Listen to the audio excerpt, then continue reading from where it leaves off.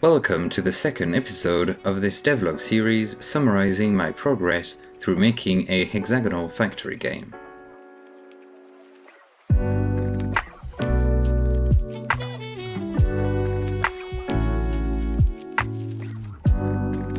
In the first episode, I made a library of hexagonal grid math and some prototype scenes to test it. In this episode, I'm gonna start putting this library to use. Let's build the system that will allow users to place blocks in the world. The biggest challenge will be replicating that over the network so that everyone in the same world can see each other's blocks. First, I define my world system class. I decided to store my blocks in a dictionary of hex code to a new struct called blockState. For now, blockState simply keeps track of the game object in the scene corresponding to the grid cell, but I'm probably going to add more metadata to it later.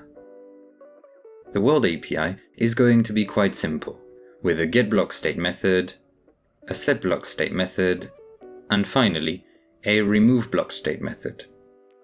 That should be enough to query and edit my world. Now, I need to define my blocks along with their visuals. I created a scriptable object blockData, which currently only stores the prefab that goes with this block.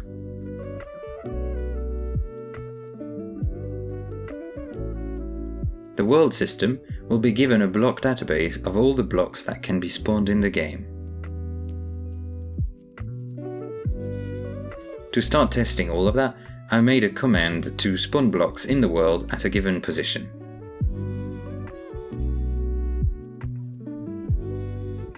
Okay, that's working well enough. I can cross it off my to-do list.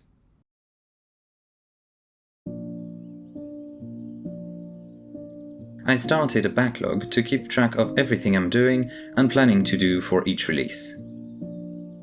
So far, those are the things I know I want to do for the first demo. A major goal is to have one automated energy production loop. For that, I chose the biofuel generator as the first energy source in the game. It will take saplings, or logs, to create energy. And this energy will then be used to power a woodcutter and a sapling planter to create more wood and therefore more energy.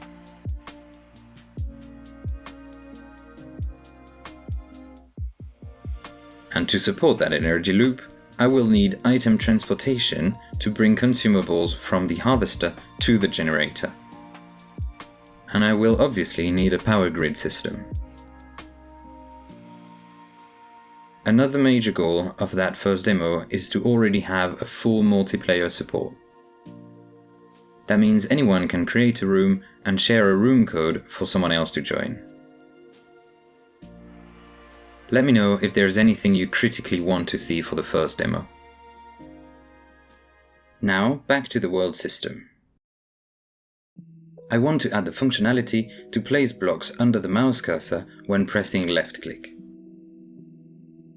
I will add a method raycast in my world system which will query the physics for any collision with a block, and if none were hit, it returns the grid position under the cursor.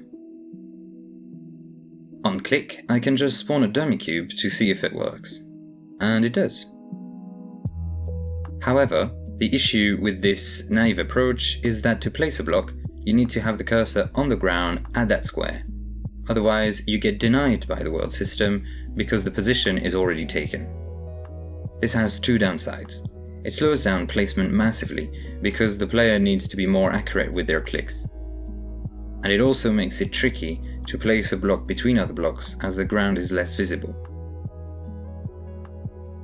To solve this issue, I decided to check the normal of the collider the user hit, and offset the block placement in this direction. Basically making the assumption that the user meant to have a block in front of that other one. As currently I don't want multiple layers of builds, I also added a check that the normal is pointing mostly to the side using a simple dot product. This means clicking on top of a block will not place another one above it. Perfect.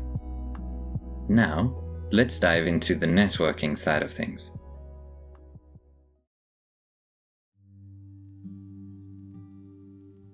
If I simply connect two clients like this, and I spawn blocks from the host, it works as expected. Each client has also their instance of the block showing up. However, when I try to place a block from the joining client, I get some errors, and the host doesn't see their blocks. This is because Unity netcode layer is server authoritative, which only allows most actions to be done on the server side.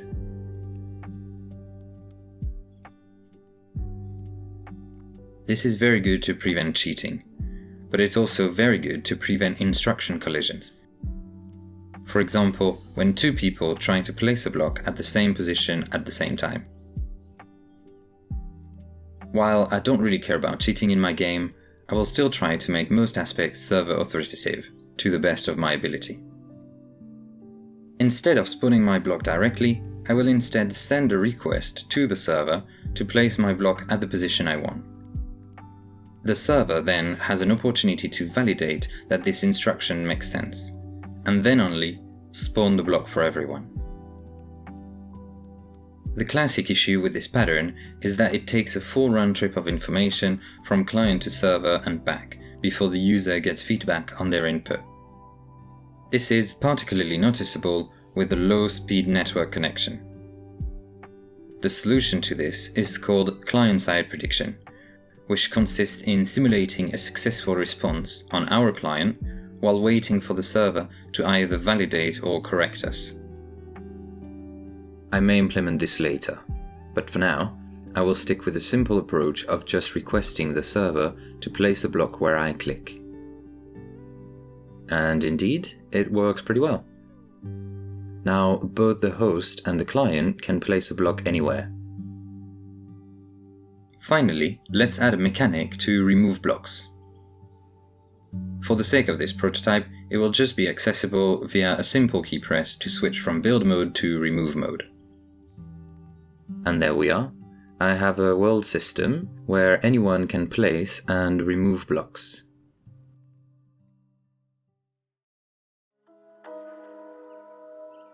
Even though this is still at a prototype stage, the idea is that when starting the main game loop, a lot of the technical problems have been solved. Maybe not in the cleanest of ways, but at least with the assurance that I can do it. Thank you for watching this episode. Now that I have a backlog, I can say that the next episode will probably be about the harvest mechanic with the first visual tests. If you'd like to give feedback or ideas, you can join the Hexagonally Discord server. Hoping to see you again in the next episode.